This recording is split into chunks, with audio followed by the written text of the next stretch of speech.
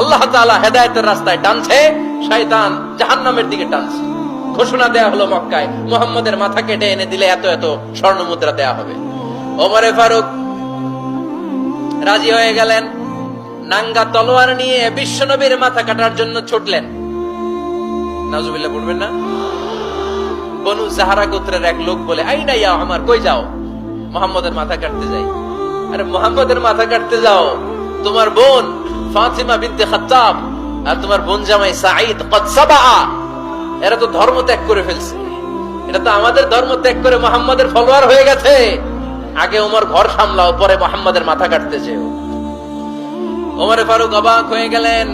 তলোয়ার নিয়ে বিশ্বনবীর দিকে না যে নিজের বাড়ির দিকে চলে গেলেন। বিশ্বনবীর আপন বোন ফাতিমা বিনতে খাত্তাব, বোন জামাই সাঈদ আর খাব্বাব রাদিয়াল্লাহু তাআলা আনহু তিনজন মিলে সূরা তাহা তেলাওয়াত করছিলেন। পড়েন সুবহানাল্লাহ। মক্কায় লুকিয়ে লুকিয়ে দাওয়াত হতো। খাব্বাব রাদিয়াল্লাহু তাআলা আনহু একটা চামড়ার ফলকের মধ্যে সূরা তাহার কয়েকটা আয়াত এনে ওমরে ফারুকের বোন আর বোন জামাইকে শিক্ষা দিচ্ছে, ট্রেনিং দিচ্ছে। সুবহানাল্লাহ পড়েন। লুকিয়ে লুকিয়ে ওমরে ফারুক যখন ঘরে চলে আসলেন, এরা তটস্থ হয়ে গেল। সাইয়েদনা খাব্বাব বিছানার তলায় লুকিয়ে গেলেন। ওমরে ফারুক বললেন, দরজা খোলো। ফাতিমা বিনতে খাত্তাব দরজা খোলার পরে নির্মম ভাবে সাইয়েদনা ওমর রাদিয়াল্লাহু তাআলা আনহু বোনের গায়ে আঘাত শুরু করে দিল। বোন জামাইকে আহত করতে শুরু করলো আর বলতে শুরু করলো, তোরা পাগল হলি কেন? কি আছে ওই মুহাম্মাদের মধ্যে? কি জাদু নিয়ে এসেছে? সে যাই বলে লোকজন পাগল হয়ে যায়, সবাই তার উপর কালিমা পড়ে ঈমান এনে ফেলে।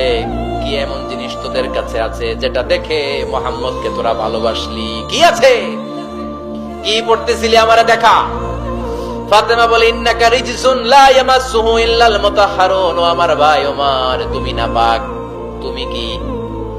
লা ইয়ামাসসুহু ইল্লাল মুতাহহারুন, পবিত্রতা অর্জন না করে এই কোরআন ধরা যায় না।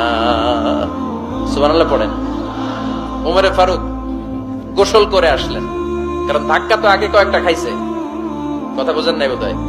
প্রথমে দোয়ার ধাক্কা, পরে কোন সূরা দিয়ে ধাক্কা?